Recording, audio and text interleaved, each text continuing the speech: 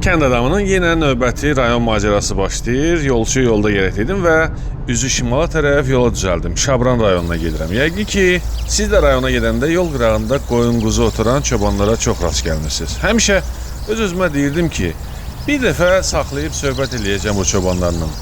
Uzaqdan bir çoban gördüm. Görən kimi də dedim ki, maşını saxlayayım, hal-əhval tutum. Fürsətdir. Hoş geldin. Kənd adamı. Adın nədir? İlqar. İlqar 20 ildən çoxdur bu işdən məşğuldur. 200 başa yaxın heyvanı var. Soruşdum ki, ay İlqar, neçəyə satırsan bir heyvanı? Dedi ki, 300-ə, 400-ə, 500-ə də olur. Baxıram, qoyun quzuda yaxşı pul var. Ən azı 50 baş heyvanın olsa, o da 5-6 aydan bir balalayır, bəzən də əkiz doğur. Yaxşı baxsan və dəyməsən, qazancın da yaxşı olar. Deyir, əziyyətli işdir, amma bərəkətlidir. Çörəyə qoyursan ağzına. Onu çeynəməsə o da. Çeynəməsən o da bilmirsən. Ölənlər Düzdürmü? bir rəhmət. Çoban qardaşla sağollaşıb yoluma davam eləyirəm. Ol.